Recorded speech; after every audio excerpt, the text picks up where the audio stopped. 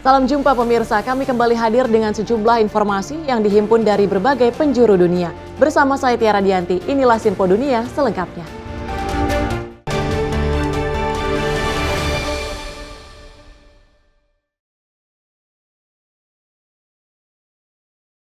Sinpo Dunia kami awali dengan informasi warga di Washington DC bisa berhemat tagihan listrik dengan manfaatkan program-program tenaga surya pemerintah.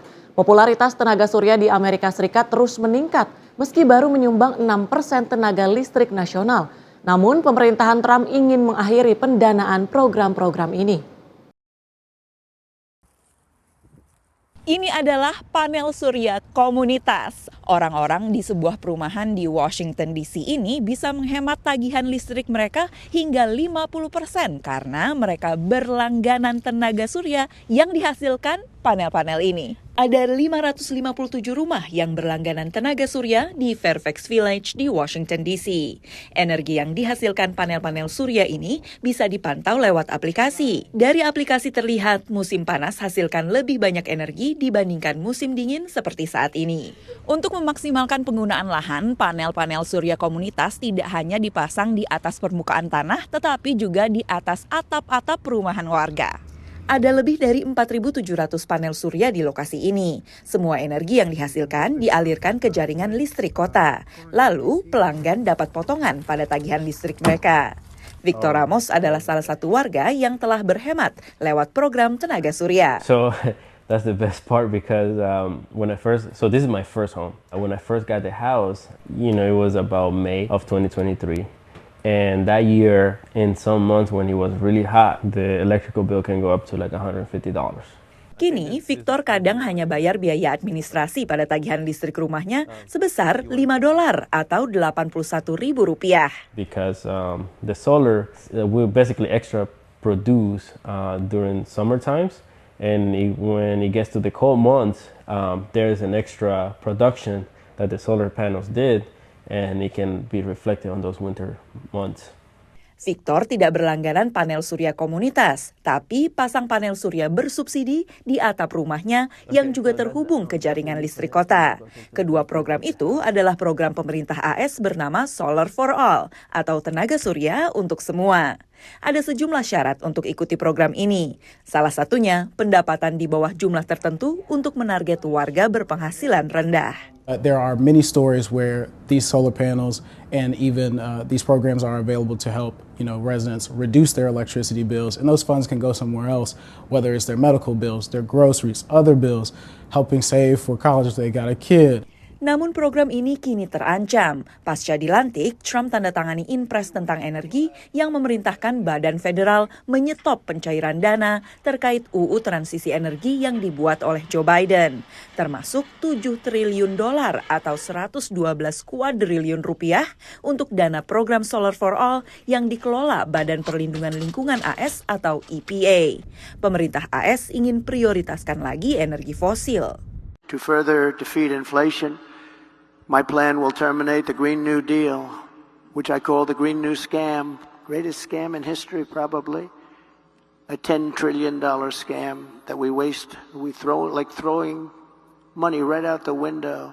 Tapi banyak negara bagian pendukung Trump yang juga diuntungkan dari program tenaga surya. The sun shines on everybody, doesn't care what political party you support, and I think one of the reasons that solar is popular across the partisan divide is that people in rural communities, in cities, and suburbs, anybody can benefit from solar energy. We see support from people across the political spectrum in our work.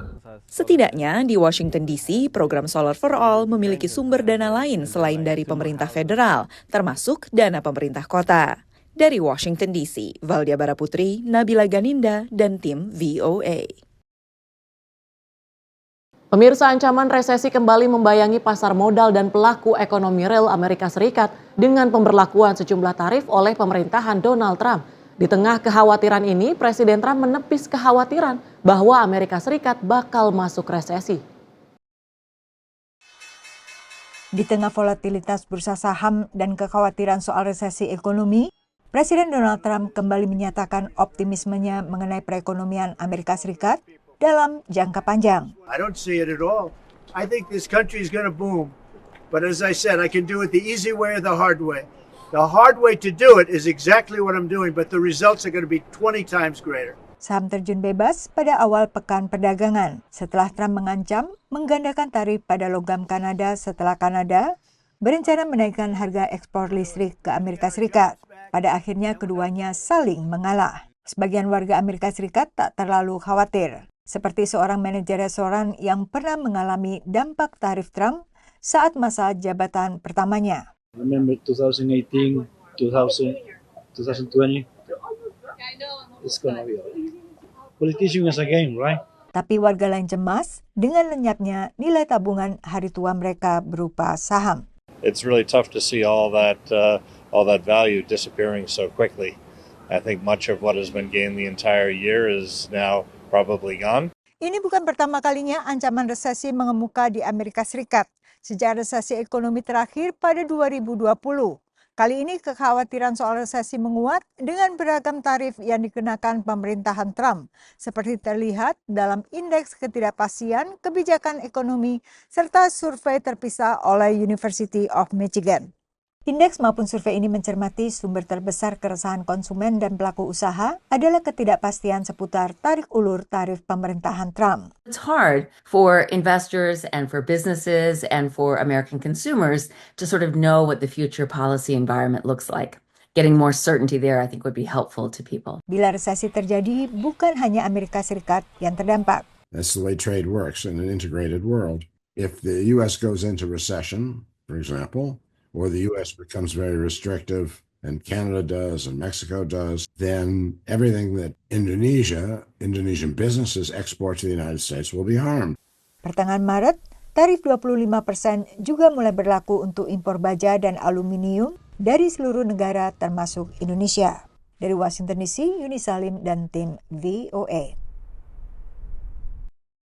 Kondisi ekonomi bersama dengan imigrasi menjadi dua isu utama yang menentukan pilihan warga Amerika Serikat saat Pilpres November 2024. Tapi bagaimana persepsi warga Amerika soal perekonomian Amerika Serikat di bawah pemerintahan Donald Trump? Inflasi di Amerika Serikat kembali meningkat ke kisaran 3%. Tapi sejumlah pendukung Presiden Donald Trump tetap yakin pemerintahnya bakal mengendalikan kenaikan harga. There's a reason that some prices are up, and a lot of the prices may never come back, but they won't keep going up once we fix the economy. I just paid 20 cents more per gallon at Costco yesterday, but it doesn't matter to me because in the future I know my children will be benefiting in some way and our economy will pick up. Pendukung lain juga menepis kekhawatiran ekonom bahwa tarif yang diberlakukan Trump ke negara-negara lain bakal memperparah inflasi. The tariffs, I think, are necessary for leverage, okay? And to make things fair when it comes to us purchasing things from other countries purchasing things from us. Beragam survei belakangan kembali menunjukkan bahwa persepsi seseorang terhadap kondisi perekonomian Amerika Serikat banyak tergantung dari afiliasi partai politiknya dan juga sentimen partisan. Bila tadi adalah pendapat dari sejumlah massa pro Donald Trump di negara bagian California, maka VOA juga mewawancarai sejumlah orang di ibu kota AS dan sekitarnya yang warganya cenderung pro partai oposisi Demokrat. Seorang pemilik bengkel yang dulu mendukung Joe Biden dari Partai Demokrat dalam Pilpres mengatakan ia mulai melihat berkurangnya jumlah pelanggan yang mengurungkan niatan memperbaiki mobil mereka. Bila tarif dikenakan pada suku cadang, ia mengatakan pelangganlah yang nanti akan menanggung kenaikan harga ini. I'm not to buy part direct from the Canada or Mexico or China. We have a middleman. When they charge me more money, then we have to increase the price. Otherwise, I cannot run the business. Seorang pemilik restoran di Washington DC juga pendukung Partai Demokrat. Ia juga harus mengencangkan ikat pinggang akibat inflasi. We deal with a number of different wholesale buyers, and we've found ourselves now having to make sure we're budgeting and watching being price conscious about our price purchases. Sementara pemilik restoran lainnya mengatakan tarif atas produk Meksiko seperti alpukat membuatnya harus meningkatkan harga sebagian hidangan di restorannya. Meski tak mendukung Trump dalam Pilpres lalu, ia masih optimistis perekonomian bakal membaik. My only hope is that he follows through on the tips not being taxed for employees, for tipped employees. That would be a big boom that would help us in the restaurant industry. Satu lagi harapannya adalah agar pemerintahan Trump menurunkan harga energi sesuai janjinya dulu. Mengingat tingginya harga bensin membawa efek berantai pada harga berbagai kebutuhan. Dari Washington DC, Nova Purwadi dan tim VOA.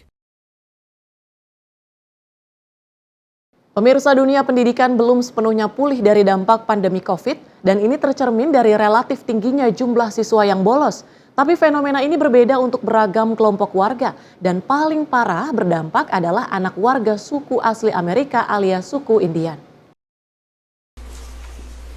Kota San Carlos di negara bagian Arizona dulu memiliki tingkat bolos kronis tinggi. Pada tahun ajaran sebelumnya, sekitar 76% anak sekolah di wilayah ini masuk kategori bolos kronis, yaitu kondisi di mana seorang siswa bolos 10% atau lebih kegiatan belajar di sekolah. Hampir seluruh siswa adalah dari komunitas asli suku Apache. Kids are comfortable with not going to school. They don't have anything to look forward to. They don't have a hope, have a future. It's what they see, it's what they're used to, it's what they grow up in. Just by looking in the community, one would think that this is not somewhere you would want to have a future. Kondisi di San Carlos mencerminkan keadaan siswa dari suku asli alias suku Indian yang memiliki angka bolos lebih tinggi. Menurut pantauan kantor berita Associated Press, angka bolos siswa dari suku Indian maupun suku asli Alaska lebih tinggi sekitar 9% dibandingkan rata-rata siswa di sekitar separuh negara bagian. A lot of times, I'll get a student who'll come in, I don't want to go to class. Or I get a report from our truancy officer, hey, this kid hasn't been in school X amount of days. So I'll reach out and talk to them, hey, what's going on? Distrik Sekolah San Carlos lalu membuka sebuah pusat komunitas yang bekerja sama dengan tenaga medis hingga penyalur bantuan pangan. This area offers support to our students here at San Carlos High School. Social, emotional support. They need to talk about something, whether they're dealing with something here at school, they're dealing with something at home domestically, dealing with something socially with their friends. They can come here and talk and get that support. They also can come in if they need any hygiene products, any hygiene care, deodorant, socks. Sejak berbagai layanan ini disediakan, angka bolos kronis turun dari 76% sebelumnya ke 59%. A lot of those students that drop out or don't come to school, they're not given that attention at home, or given the proper support or guidance that they need at home. But for them to have the care center is important to them. We live on the reservation and a lot of us are trying to survive, are really trying to survive. And I know students are trying to survive, especially after the pandemic has really took a toll on the mental health. Pengajar di penjuru Amerika Serikat terus berupaya untuk mengurangi jumlah siswa yang bolos sekolah. Dan angka bolos kronis memang lebih parah dibandingkan sebelum pandemi di sebagian besar negara bagian di Amerika Serikat. Pendekatan yang ditempuh adalah perbaikan data agar sistem absensi lebih akurat, lalu juga peningkatan komunikasi dengan orang tua. Dari Washington DC, saya Nova Purwadi dan tim VOA. Pemirsa, Anda kembali menyaksikan Sinpo Dunia, informasi kami lanjutkan. Sampah plastik menyumbang 10 hingga 12% dari seluruh limbah padat di Kenya menurut program lingkungan PBB. Sebuah perusahaan teknologi Kenya mendaur ulang limbah plastik itu untuk mencetak model 3 dimensi yang membantu pendidikan mahasiswa arsitektur sekaligus mengurangi kerusakan lingkungan. Model 3 dimensi ini dibuat dari sampah plastik daur ulang. Gambar 3 dimensi didesain dan diunggah ke dalam mesin yang kemudian mencetak model yang diinginkan. EcoPrints Generation, sebuah perusahaan di Mombasa, memproduksi model-model ini. Awalnya pelet plastik dipanaskan pada suhu yang stabil untuk menghasilkan filamen. Filamen kemudian dimasukkan ke dalam pencetak 3 dimensi untuk menghasilkan berbagai model. Permintaan untuk model ini terus meningkat, terutama di sektor pendidikan. Most of the people who have needed the use of the filament and the 3D printed products use them to teach and educate learners. It's a visual aid which is better as compared to just drawing a diagram on a blackboard or a whiteboard. And another industry which I've seen is people who do in manufacturing. They tend to test out their prototypes. So that is another use which we've been leveraging on as well. Kenya menghasilkan hampir 1 juta metrik ton sampah plastik setiap tahun menurut program manufaktur berkelanjutan dan pencemaran lingkungan yang dibantu oleh Organisasi Perdagangan dan Pembangunan PBB ANTEC. Hanya kurang dari 10% sampah yang didaur ulang dan sisanya berakhir di tumpukan sampah raksasa, di lautan, atau dibakar, sehingga melepaskan emisi berbahaya ke atmosfer. Gel Industries adalah salah satu dari sedikit perusahaan di Kenya yang mendaur ulang plastik. Perusahaan ini memproses sampah dengan memecahnya menjadi potongan kecil, kemudian membersihkan dan menyortirnya berdasarkan warna dan kualitas. Sebagian dari plastik ini dilebur dan dijadikan pelet yang digunakan untuk pencetakan 3 dimensi. Salah satu pelanggan utama EcoPrints adalah Kenya Coast National Polytechnic, sebuah perguruan tinggi di Mombasa. Mahasiswa arsitektur di sini memakai model 3 dimensi dari plastik daur ulang untuk membuat maket rumah dan fitur sekitarnya seperti pohon, mobil, dan orang. Model 3 dimensi ini membuat pengajaran menjadi lebih mudah bagi para dosen dan meningkatkan pemahaman mahasiswa terhadap materi kuliah. The 3D models, it has really helped us as every time it comes in exam, it is really easily for you to remember what to do and what you have been taught by the teacher. These 3D models has helped in creating the realities of what is done theoretically in class. During the demonstration, it helps now in creating the reality.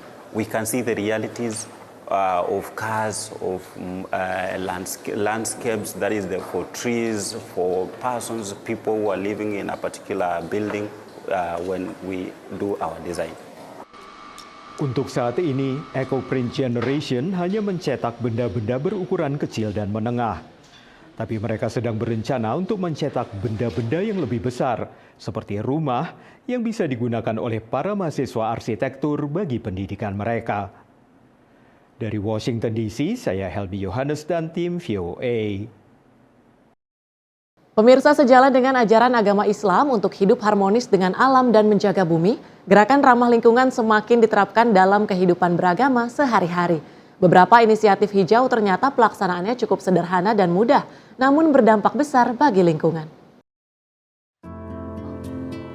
Karena tidak terasa ya, setiap kita ada acara pengajian, kita tadinya tuh sampah kita mungkin bisa 3 kali kantong sampah gitu ya. Karena penuh dengan sampah-sampah dari makanan, minuman. Keinginan untuk melakukan perubahan positif membuat kelompok pengajian Rumaisa menerapkan gerakan ramah lingkungan dalam kegiatan mereka yang disambut baik anggota pengajian yang sudah berjalan selama 10 tahun.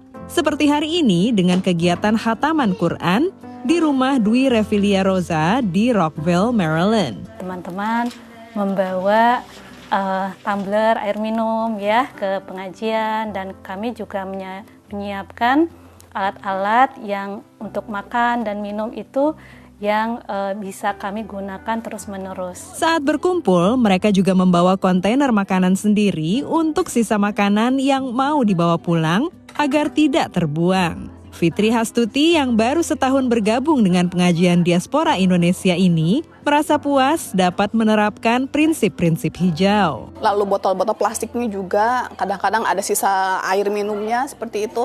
Jadi kalau sudah bisa melakukan hal yang minim, mudah-mudahan bisa berdampak lebih besar lagi. Menjalankan inisiatif hijau menurut Deria Pratiwi, Ustazah Komunitas Muslim Indonesia di Washington DC area, adalah salah satu kewajiban umat manusia. Sebenarnya di dalam Al-Quran itu Mbak, Allah sudah mengokohkan, ada di dalam surah Al-Baqarah ayat 30. Wa idh qala rabbuka lil malaikati inni ja'ilun fil ardi khalifah.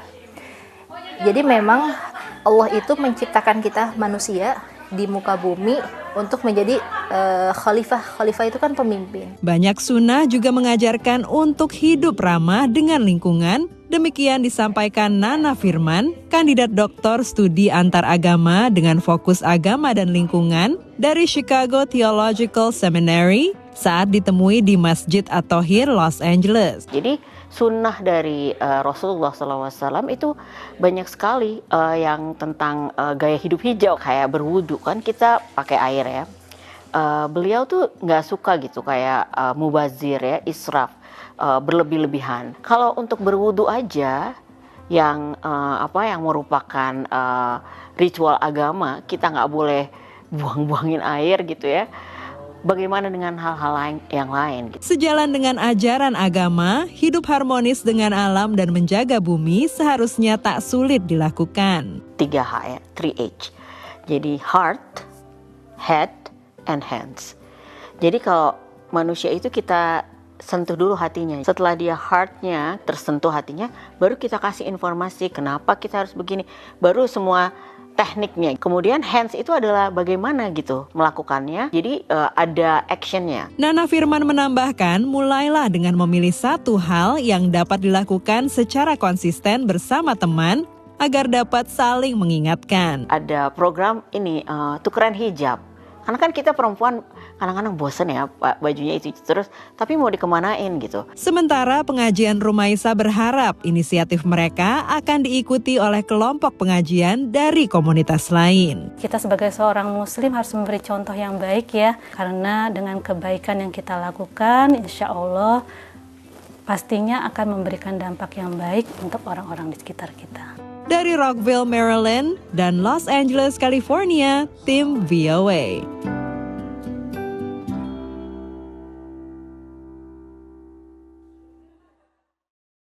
Bertujuan memperkenalkan Indonesia, warga Amerika Serikat yang datang ke sebuah mal besar di Arlington, Virginia, diajak ikut menyelami langsung kebudayaan Jawa Barat.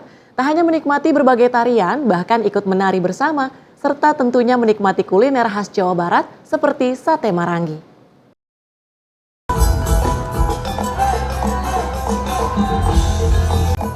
Suasana mal di Pentagon City, Arlington, Virginia terasa berbeda akhir pekan itu. Ada tari jaipong, wayang golek cepot, dan sate marangi. Juga tari ketuk tilu yang mengajak pengunjung ikut menari di atas panggung. It's always good to see Indonesia here because orang Amerika tidak tahu apa saja tentang Indonesia. Memang itu hilang dari pendidikan kita. Mungkin tentang gunung api, mungkin sedikit tentang itu aja orangutan, Fernanda, asal Chili, senang karena ia dan kedua orang tuanya mendapat cedera mata totopang, ikat kepala khas Sunda. It's really good to share our own cultures, to share it with other people that don't really know about it. I love these kind of things. It's really good. Charlie, Fernanda, dan para pengunjung lain di mal diajak untuk menyelami kebudayaan Jawa Barat dalam acara West Java Experience dan Nationalism of Indonesia.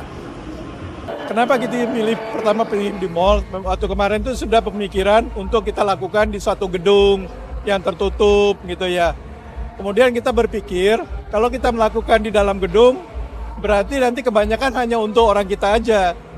Padahal kita kan maunya experience kita ditularkan, terutama ke penduduk sini ya, di MV ya.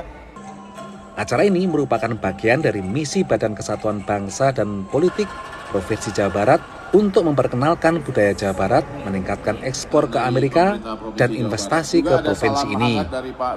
Kita memperkenalkan Jawa Barat ya dengan hasil-hasil lokalnya bisa mengisi pasar di luar, terutama di Washington ini. Investasi ya, kita juga di sana mungkin bisa menyiapkan lahannya atau semacam pinjam pakai ya. Nah, yang penting mereka berinvestasi dan ini akan menciptakan lapangan pekerjaan baru. Promosi Jawa Barat di Amerika seperti ini, menurut Kedutaan Besar Indonesia di Washington, perlu diteruskan supaya warga Amerika tidak hanya mengenal Indonesia dari Bali. Kita juga selama ini mempromosikan Indonesia beyond Bali. Kita bilang Indonesia itu 17.000 pulau dan juga banyak provinsi yang tidak kalah indahnya dari Bali. Contohnya Jawa Barat. Lengkap di Jawa Barat. Ada gunung, ada lembah, ada sungai, ada pantai. Bagi generasi muda diaspora Indonesia yang tinggal di Washington DC dan sekitarnya, West Java Experience bisa menjadi cara untuk mengekspresikan ikatan budaya dengan tanah air. And I like the energy that you have to put out in comparison to like Javanese dance, very slow. So trying out this region of Indonesian art is very exciting, and I like to put my energy into it. Dari Pentagon City, Virginia, Supriyono, Nia, dan Bani Rahayu, VOA. Pemirsa, informasi tadi sekaligus menutup jumpa kita pada edisi kali ini. Tetap saksikan Sinpo Dunia hanya di Sinpo TV. Saya Tiara Dianti, mewakili kerabat kerja yang bertugas, pamit undur diri. Terima kasih dan sampai jumpa.